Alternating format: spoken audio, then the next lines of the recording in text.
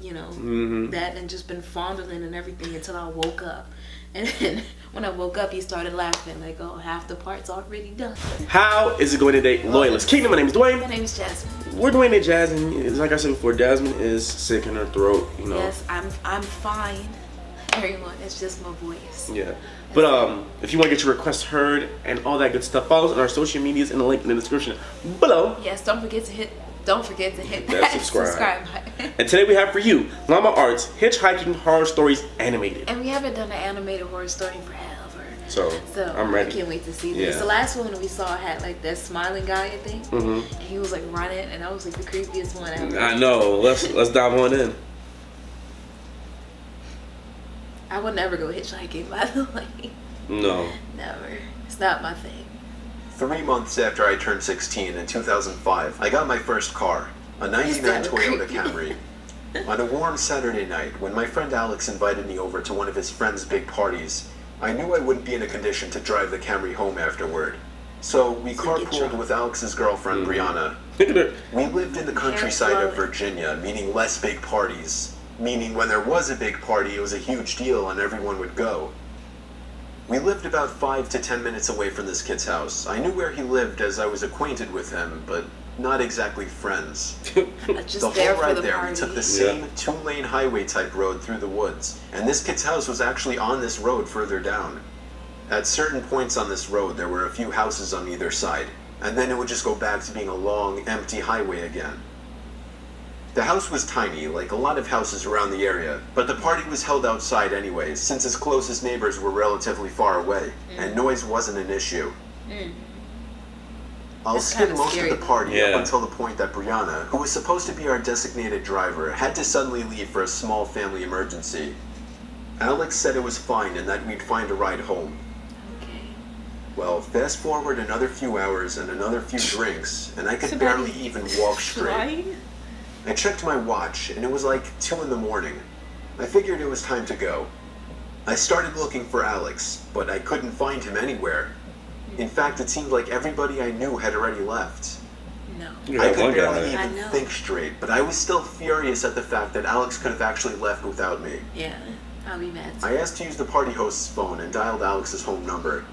After 2 tries, I gave up and then realized I shouldn't wake his family up.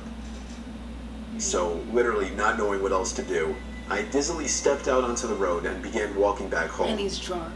So I knew this walk would take anywhere from half an hour to an hour in my condition. Maybe after 15 minutes of walking down the road, the slight shine of car headlights on the road was fading in from behind me. Jumping for joy inside, I lifted up my arm and stuck out my thumb. No, As the car neared, it slowed down and came to a stop right next to me. The man driving the '98 Ford Explorer rolled down the window and asked where you headed. I told him my house was just down the road and beyond a right turn, probably slurring my words beyond comprehension. He chuckled and told me to hop in.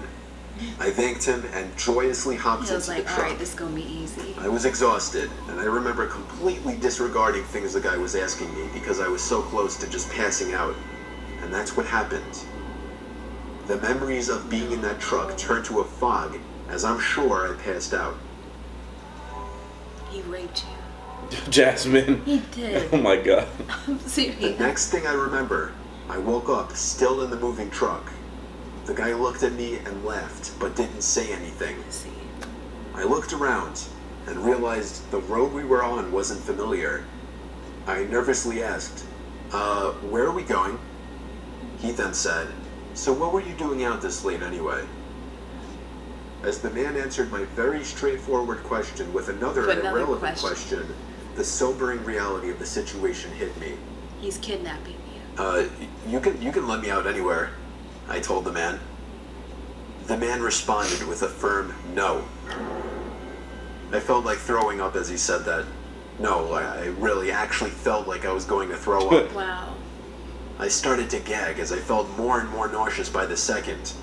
The man took his eyes off the road to look at me, and that's when I thought of the perfect distraction. To throw up. I turned in his direction as I continued to gag, and he started to kind of lean away and slow down the car. You're like, don't throw up on me. Thankfully, I drank as much as I did, because I finally threw up and made a point of doing it all over the man's lap. I yelled in frustration and stopped the car, and that's when I took it upon myself to run for my life into the woods and duck behind a few bushes. Good. The man came following into the woods with a flashlight, and on 2 separate occasions, he shined the light straight over me without noticing. Eventually, I heard his footsteps walk even further into the woods past me. And he took his car? That was when I ran back to his truck, but unfortunately, he was smart enough to lock it. Oh, dang. By some miracle, I saw another car approaching in the distance, and I ran out into the middle of the street, waving my arms like a lunatic. Stupid. The car tried to avoid me, but I wouldn't let it. They were forced to stop, and I yelled at them to help me before they came back. Once I told them that I was kidnapped by the man who was driving that Ford Explorer, the driver agreed to give me a lift. Not to the police station or anything, but to my house. I made it back safely, where I couldn't thank the driver enough. I immediately woke up my parents and told them. My dad wanted to know if I got his tag number, and then I felt like punching myself in the face. I failed to get the simplest information from the guy that would have allowed me to actually properly report him. All I knew was that he drove a faded blue '99 Ford Explorer. I made sure to give Alex a piece of my mind, and part of me always held a grudge against him ever since, just for abandoning me at a party without telling me. Exactly. I haven't seen him in 4 years now, however, and this was actually the first time I even thought about this incident for almost a year now. As time goes on, even the worst of memories may start to fade. But after writing this to share with the internet, it's once again fresh in my mind.